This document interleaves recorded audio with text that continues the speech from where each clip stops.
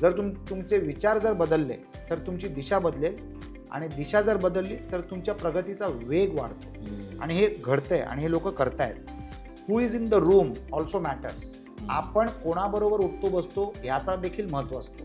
ज्याला आपण peer learning म्हणतो ना, की आपण जर बिझनेस एन्व्हायरमेंटमध्ये फिरलो, आपल्यापेक्षा मोठ्या लोकांबरोबर जर आपण वावरलो तर त्यांचे विचार देखील आपल्या डोक्यामध्ये पर्कोलेट होतील किंवा सेटल होतील, आणि आपण सुद्धा आपल्या निर्णय त्या क्वालिटीचे घ्यायला सुरू करू शकतो.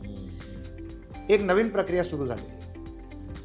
आपण ज्या क्षेत्रात आहोत त्याच क्षेत्रातल्या लोकांकडनं शिकणं महत्त्वाचं नाही राहिलं. आता आपण क्रॉस लर्निंग करतो, म्हणून वेगवेगळे नेटवर्किंग प्लॅटफॉर्म्स असतात किंवा ग्रुप्स असतात. त्यांच्याबरोबर आपण प्रवास करतो, त्यांच्याबरोबर आपण सोशलाइज करतो, त्यांच्याबरोबर आपण डिनर्स करतो, त्यांच्याबरोबर आपण सेलिब्रेट करतो.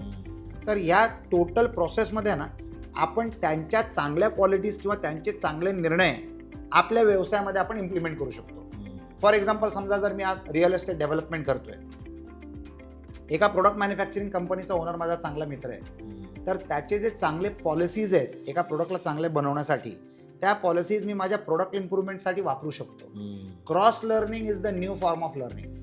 इट इज नॉट नेसेसरी की मी रेस्टॉरंटच्या बिझनेसमध्ये असलो तर माझे सगळे मित्र रेस्टॉरंट इंडस्ट्रीमध्येच असले पाहिजेत. मी जर रेस्टॉरंट बिझनेसमध्ये असलो आणि जर मी एका अगरबत्ती मॅन्युफॅक्चरिंग कंपनीच्या मालकाबरोबर निगडीत आहे किंवा दोस्तीमध्ये आहे, तर त्याच्या पॉलिसीज मी इम्प्लिमेंट करू शकतो, माझ्या पॉलिसीज तो इम्प्लिमेंट करू शकतो. एक वास्तू कशी असली पाहिजे ते मी त्याला मदत करू शकतो. एक प्रोडक्ट कसं चांगलं झालं पाहिजे हे मी त्याच्याकडनं शिकू शकतो.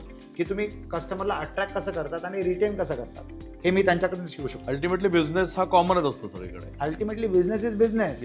आपण आपल्या कस्टमरला व्हॅल्यू चांगली कशी देऊ शकतो, तर it is a positive mindset की आपण कोणाबरोबर वावरू शकतो. आणि दुसरी गोष्ट, आपल्याकडे नेहमी कोच असणं गरजेचं आहे. आता फॉर एक्झाम्पल, जसं तुम्ही कोचिंग करता, तर माझ्या माइंडसेटला चेंज करण्यासाठी फक्त माझ्या मनात विचार आला आणि मी चेंज झालो असं नाही होणार.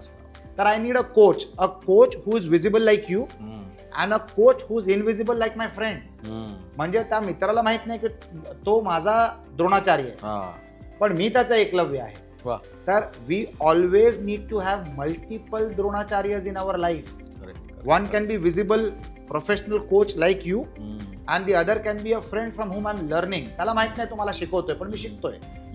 आणि आपल्या जीवनामध्ये जर आपण पाहिलं ना, तर तुमच्या जीवनामध्ये किमान 9 लोक अशी असतील ज्यांच्याकडनं तुम्ही काहीतरी शिकतायत, आणि त्यांचं नेचर हे तुमच्या नेचरमध्ये मिक्स होत चाललेलं आहे आणि you are becoming a better person.